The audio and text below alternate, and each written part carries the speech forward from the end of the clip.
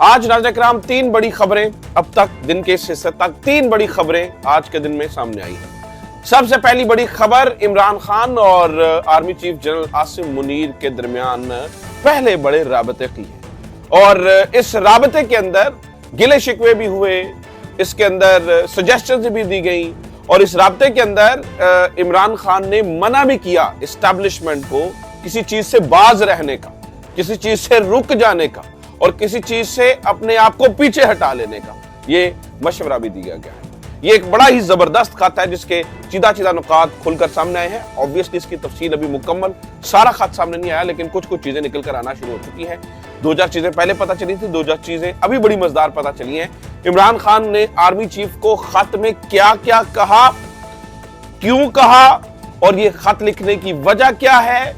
क्या अब ये समझा जाए कि मामला तय हो चुके हैं, ये समझा जाए कि बातचीत का बाकायदा आगाज हो चुका है और इस खत को आगे कैसे परसीव किया जा रहा है। ये 2-4 अहम तरीन चीजें हैं और इमरान खान क्या कह रहे हैं, एस्टैब्लिशमेंट को किस चीज से रोका जा रहा है, इसके ऊपर तफसीलन बात करेंगे। ये पहली खबर है।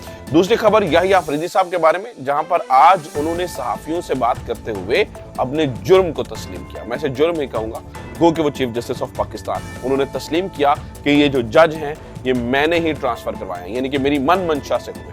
और जब सहाफियों ने सवाल किए तो कैसे ये लाजवाब हो गए, कौन से सवाल के ऊपर जस्टिस याहिया अफरीदी नॉकआउट हो गए। ये दूसरी बड़ी खबर है जो आपके सामने रखने वाली है। और तीसरी बड़ी खबर, कल मुक्तदरा या बंद कमरों से या नामालूम सरकारी जराए से ये जो जजेस को ट्रांसफर किया गया है, इसका पूरा एक पलंदा बना के भेजा गया था, जिसमें बताया गया था जी देखिए हम तो सिर्फ ये हमने पहली दफा तो नहीं किया, इससे पहले फलां भी तो ट्रांसफर हो चुका है। उसका जवाब जो कानूनी माहिरीन है उन्होंने ठीक ठाक ठोक ठाक के दे दिया है, तो वो भी आपके सामने रखने के लिए। और कल ही मैंने प्रिंसिपल पोजीशन अपनी इसके ऊपर वाज़ेह कर दी थी। मैंने आपको बता दिया था कि ये जो कहानी सुना रहे हैं ना, ये सारी की सारी कहानी है, इसके अंदर हकीकत कोई नहीं। तो जरा इन तीनों खबरों के बारे में डिटेल में बात कर लेते हैं। सबसे पहले जरा आर्मी चीफ और इमरान खान के दरमियान ये खत और खत के सिलसिले की बात करते हैं। इमरान खान ने पहले तो ये खत लिखा क्यों, देखिए नाज़रीन इकराम, इमरान खान ने खत लिखकर बड़ेपन का मुजाहरा किया। इमरान खान ने ये जेस्चर दिया है कि वो मामलात को हल करना चाहते हैं। इमरान खान ने ये जेस्चर दिया है कि मैं अपनी अनाह को बढ़ाना नहीं चाहता, मेरे लिए मुल्क पहले है, मेरी अनाह बाद में है।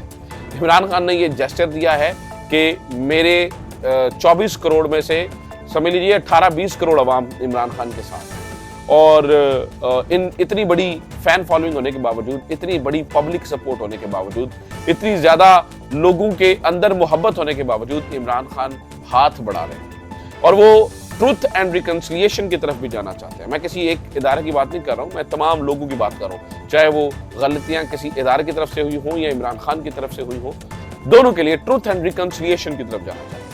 अभी जो खत लिखा गया है, जो उसके नकात सामने आया नाज़रीन इकराम, वो बड़े ही अहम तरीन है। गो के इसके ऊपर कुछ लोग कह रहे हैं कि सीधा सीधा खत लिखना चाहिए था कि फौज को बिल्कुल सियासत से परे हट जाना चाहिए, इनका कोई काम नहीं है सियासत से, दिस एंड दैट। लेकिन मुझे लगता है कि जिस तरह से इमरान खान ने उसको पूरा आर्किटेक्ट किया है, बनाया है, जिस तरह से जो है ना वो फॉर्मुलेट किया है इस पूरे खत को और उसके अंदर जो लैंग्वेज इस्तेमाल की गई है वो बड़ी जबरदस्त है। यही लैंग्वेज होनी चाहिए थी। ये खत लड़ने के लिए नहीं होना चाहिए था, ये खत संभलने के लिए होना चाहिए। तो इस खत के अंदर नाज़रीन इकराम 3-4 मोटी बातें की गई। एक तो इस चीज को एक्नॉलेज किया गया है कि देखिए हर रोज हमारे जो फौजी जवान हैं वो बॉर्डर्स के ऊपर शहीद हो रहे हैं। फिर दूसरा इस चीज को बताया गया है, देखिए कोई भी फौज अपनी कौम की सपोर्ट के बगैर नहीं लड़ सकती।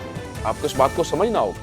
फौजें अपने हथियारों से नहीं लड़ा करती है, अपनी तादाद से नहीं लड़ा करती हैं, फौजें कौमों के हौसले से लड़ा करती हैं।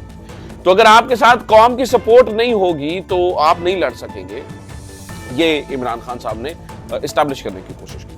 तीसरा उन्होंने ये बताया कि हम ये वक्त है कि फौज के साथ पूरी कौम खड़ी हो। अब यहां तक आप बात सुन के कह रहे होंगे कि यार इमरान खान ने तो बहुत ही मिठा तेज कर दिया, यानी कि वो तो सारी इस तरह बात कर रहे हैं। लेकिन नाज़रीन इकराम साथ उन्होंने कहा लेकिन आपको ये समझना होगा कि अवाम इस वक्त एस्टैब्लिशमेंट की पॉलिसियों के खिलाफ है। अवाम के दिलों में नफरत क्यों पैदा हुई। फिर इमरान खान ने इस हिस्से के ऊपर बात करनी शुरू की। तो इमरान खान ये कह रहे हैं कि फौज की जो एस्टैब्लिशमेंट की पॉलिसियां ان سے عوام کے دلوں کے اندر نفرت پیدا ہوئی. اپنے آپ کو ان پالیسیز سے دور کرنے کے لیے عمران خان نے کہا کہ اپنے آپ کو دور کیجیے ان پالیسیز سے. کون سی پالیسیز؟ دو چور خاندانوں کے ساتھ کھڑے ہو جانے والی پالیسیز. عوام کے دلوں میں آلریڈی نفرت تھی ان دو خاندانوں کے لیے، کرپشن کی وجہ سے، چوری چکاری کی وجہ سے اور بے شمار وجوہات کی وجہ سے. تو جب اسٹیبلشمنٹ نے یہ فیصلہ کر لیا کہ وہ ان کے اوپر سارے کے اوپر چھتر چھایا کر لیں گے، تو عوام کے دلوں کے اندر یہ باتیں آنا اور یہ ساری چیزیں ایک نیچرل بات تھی، نیچرل بات، لہٰذا یہ نیچرل ہے. اور انہوں نے کہا کہ یہ نہیں ہونا چاہیے، یعنی عمران خان نے یہ کہا کہ فوج کو اپنے آپ کو اس سے دور کرنا چاہیے. ناظرین کرام، اس خط کا کیا فائدہ ہوگا؟ آپ مجھ سے سوال کیجئے اس خط کا کیا فائدہ ہوگا؟ مجھے یہ لگتا ہے کہ اس خط کا بہت فائدہ ہوگا، بہت زیادہ فائدہ ہوگا. بہت ساری چیزیں اس سے طے ہوں گی. تو یہ جو دعویٰ کیا جا رہا ہے، میں کیونکہ یہ 2+2=4 والا دعویٰ نہیں ہے. یہ دعویٰ ایسا نہیں ہے جس کو ہم فوری طور پر امپلیمنٹ ہوتے ہوئے دیکھیں. یہ دعویٰ ایسا بھی نہیں ہے کہ جو فوری طور پر میں آپ کو بتا دوں، دیکھا میں نے کل کہا تھا آج یہ بات سچی ثابت ہوگی. آبویسلی یہ ٹائم ٹیکنگ چیز ہے، لیکن جو دعویٰ کیا جا رہا ہے وہ مجھے لاجیکل لگتا ہے کہ بہت زیادہ نقصان ہوا. پی ٹی آئی کا نقصان ہوا تو ادارے کا بھی بہت نقصان. میں آپ کو ایک بات بتا دوں، کیپٹل لگتا ہے، اور میں پیسے کی بات نہیں کر رہا ہوں، میں ٹرسٹ کی بات کر رہا ہوں. ٹرسٹ کیپٹل لگتا ہے کہ جو موجودہ قیادت ہے وہی اس پورے معاملے کو ٹھیک کر کے جائے گی، انڈو کرے گی چیزیں اور چیزوں کو ٹھیک کرے گی. اللہ کرے ایسا ہو، یہ میری خواہش ہے. آپ اسے خبر نہیں، میری خواہش سمجھ لیجیے، کیونکہ خبر تو ہے، مجھے کہیں سے پتا چلا، لیکن میں اسے فی الوقت زیادہ اس میں نہیں جاتا ہوں. میں کہتا ہوں یار اسے میری خواہش ہے. اللہ کرے ایسا ہی ہو. اگر ایسا نہ ہوا، ناقابل تلافی نقصان، حضرت کرام ناقابل تلافی نقصان، جیسا نقصان قاضی فائز عیسیٰ اور یہ وہ عدلیہ کو پہنچا اور یحییٰ آفریدی عدلیہ کو پہنچا، ایسا نقصان. اب یہ دیکھیے نا، قاضی فائز عیسیٰ نے جو گند کھولا اور جس طرح سے عدلیہ کے ادارے کو بدنام کیا اور اپنے ہی ادارے کو تقسیم کر دیا، اور اس کے اندر انہوں نے یعنی عمر عطا بندیال کے دور سے یہ گند ڈال رہے ہیں. اس وقت اس گند کے اندر آج کے جو افیکٹی ہے نا وہ بھی شامل ہے، یعنی منصور علی شاہ صاحب اور عطر من اللہ صاحب. تب یہ بھی کہتے تھے نہیں اے 2-3 نہیں ہے، اصل دے وچ اے 2-4 دا گنتی ہو گئی ہوئی ہے.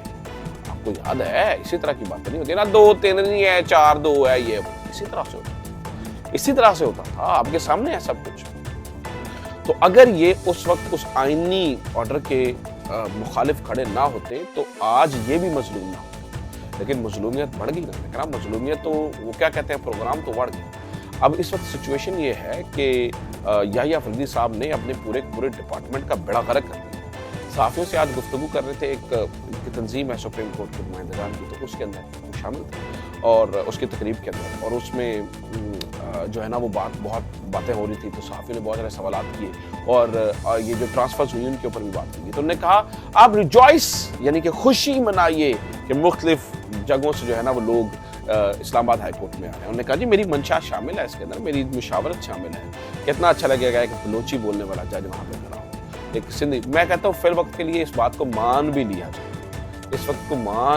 لیا جائے، تو اس وقت تو ناظرین کرام عذر گناہ بدتر از گناہ ہے کہ اس وقت سچویشن کیسی ہے جس کے اندر آپ یہ ایکسپیریمنٹ کرنے کی کوشش کریں. اس سے تو پتہ چل رہا ہے کہ آپ دوسری سائڈ پر کھڑے ہیں، دوسری لائن ٹو کر رہے ہیں. اس میں تو کوئی دو رائے نظر ہی نہیں آتی ہے. یہ تو ڈرامے بازی کہنے کی کوشش کرنا نا کہ نہیں میں نے تو اس لیے کیا. تو یہ ناظرین کرام المیہ ہے، بہت بڑا المیہ ہے. یہ اب تک کی خبریں. اپنا خیال رکھیے. خدا حافظ. پاکستان.